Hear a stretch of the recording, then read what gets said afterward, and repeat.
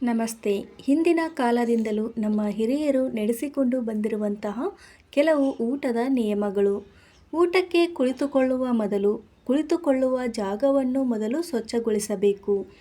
ಊಟಕ್ಕೆ ಕುಳಿತುಕೊಳ್ಳುವ ಮುನ್ನ ಕೈ ಕಾಲುಗಳು ಮತ್ತು ಮುಖವನ್ನು ಸ್ವಚ್ಛಗೊಳಿಸಬೇಕು.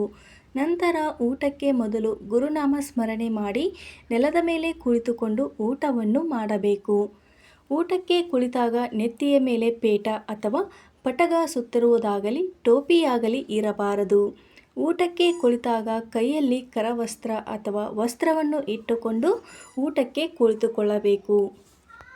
ಊಟದ ಎಲೆ ಅಥವಾ ತಟ್ಟೆ ಈಗಾಗಲೇ ಮೊದಲೇ ಸ್ವಚ್ಛವಾಗಿದ್ದರೂ ಕೂಡ ಮತ್ತೊಮ್ಮೆ ಸ್ವಲ್ಪ ನೀರಿನಿಂದ ತೊಳೆಯಬೇಕು. ಊಟಕ್ಕೆ ಕುಳಿತಾಗ ಪಾದರಕ್ಷೆಗಳನ್ನು ಧರಿಸಬಾರದು. ಊಟ ಮಾಡುವ ವೇಳೆಯಲ್ಲಿ ಕಸ ಗುಡಿಸಬಾರದು. ಊಟದ ತಟ್ಟೆಯನ್ನು ಒಂದೇ ಸಮನೆ ನೋಡಬಾರದು. ಊಟಕ್ಕೆ ಕುಳಿತಾಗ ಬೇರೆಯವರು ಪದೇ ಪದೇ ಅತ್ತಿಂದಿತ್ತ ಓಡಾಡಬಾರದು. ಕುಡಿಯುವ ನೀರು ತುಂಬಿದ ಚೆಂಬು ಅಥವಾ ಲೋಟವನ್ನು ಪಕ್ಕದಲ್ಲೇ ಇಟ್ಟುಕೊಂಡಿರಬೇಕು. ಗಂಟಲು ಮೇಲೆತ್ತಿ ಲೋಟದಲ್ಲಿ ನೀರು ಕುಡಿಯಬೇಕು. ನೀರನ್ನು ಕಚ್ಚಿ ಕುಡಿಯಬಾರದು. ಊಟಕ್ಕಿಂತ ಮೊದಲು ನಾಯಿ ಮರಿ ಅಥವಾ ಬೇರೆ ಜೀವಿಗಳಿಗೆ ಮೊದಲು ಒಂದು ತುತ್ತು ಊಟವನ್ನು ತೆಗೆದು ನಂತರ ಊಟವನ್ನು ಮಾಡಬೇಕು. ಊಟ ಮಾಡುವ ಸಮಯದಲ್ಲಿ ಯಾರಾದರೂ ಬಳಿಗೆ ಬಂದರೆ ಮೊದಲು ಅವರಿಗೆ ಊಟವನ್ನು ನೀಡಲು ಆದ್ಯತೆ ನೀಡಬೇಕು. ಊಟದ ತಟ್ಟೆಯನ್ನು ನೆಲದ ಮೇಲೆ ಇಟ್ಟು ಊಟವನ್ನು ಮಾಡಬೇಕು. ತೊಡೆಯ ಮೇಲೆ ಇಟ್ಟುಕೊಂಡು ಊಟವನ್ನು ಮಾಡಬಾರದು. ಊಟ ಮಾಡುವಾಗ ತಲೆ ಮೈಕೈ ಕೆರೆದುಕೊಳ್ಳಬಾರದು. ತಲೆ ಬಗ್ಗಿಸಿ ಊಟವನ್ನು ಮಾಡಬೇಕು. ನಾವು ಊಟ ಮಾಡುವಾಗ ತಿನ್ನುವ ಶಬ್ದ ಪಕ್ಕದಲ್ಲಿ ಕುಳಿತವರಿಗೆ ಕೇಳಿಸಬಾರದು. ಊಟ ಮಾಡುವಾಗ ಲೊಚ್ ಲೊಚ್ ಎಂದು ತಿನ್ನಬಾರದು. ಊಟ ಮಾಡುವಾಗ ತುತ್ತು ಎನಿಸಬಾರದು. ಊಟವನ್ನು ಮೊದಲೇ ಕೇಳಿ ಬಡಿಸಿಕೊಳ್ಳಬೇಕು. ಅನ್ನವನ್ನು ವ್ಯರ್ಥ ಮಾಡಬಾರದು. ಊಟ ಮಾಡುವಾಗ ಗಂಭೀರವಾದ ಯಾವ ಸಂಗತಿಗಳನ್ನು ಪ್ರಸ್ತಾಪಿಸಬಾರದು. ಹಾಗೂ ಇತ್ತೀಚಿನ ದಿನಗಳಲ್ಲಿ ದೊಡ್ಡವರು ಚಿಕ್ಕವರು ಸಹ ಊಟ ಮಾಡುವಾಗ ಮೊಬೈಲ್ ಟಿವಿ ಬಳಸುತ್ತಾರೆ. ಆದರೆ ಅದು ತಪ್ಪು. ಊಟವನ್ನು ಮಾಡುವಾಗ ನಗುವುದಾಗಲಿ ಮಾತಾಡುವುದಾಗಲಿ ಮಾಡಬಾರದು. ಊಟ ನೆತ್ತಿಗೇರಿಕೊಳ್ಳುವಂತೆ ಮಾಡಬಾರದು.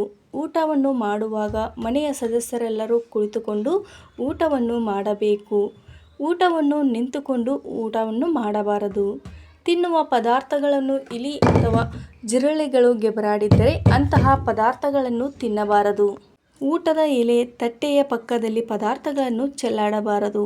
ಬಿಸಿ ಇರುವ ಆಹಾರವನ್ನು ಆರಿಸಿಕೊಂಡು ನಿಧಾನವಾಗಿ ತಿನ್ನಬೇಕು. ಊಟ ಆದ ಮೇಲೆ ಅಗತ್ಯವಿರುವಷ್ಟು ಮಾತ್ರ ನೀರನ್ನು ಕುಡಿಯಬೇಕು. ಊಟ ಮುಗಿದ ನಂತರ ತಾಂಬೂಲ ಅಥವಾ ಅಡಿಕೆ ಎಲೆಯನ್ನು ಸೇವಿಸಬೇಕು. ಇದರಿಂದ ಜೀರ್ಣಕ್ರಿಯೆಗೆ ಸಹಾಯವಾಗುತ್ತದೆ. ಅಥವಾ ಯಾವುದಾದರೂ ಒಂದು ಹಣ್ಣನ್ನು ಕೂಡ ತಿನ್ನಬಹುದು.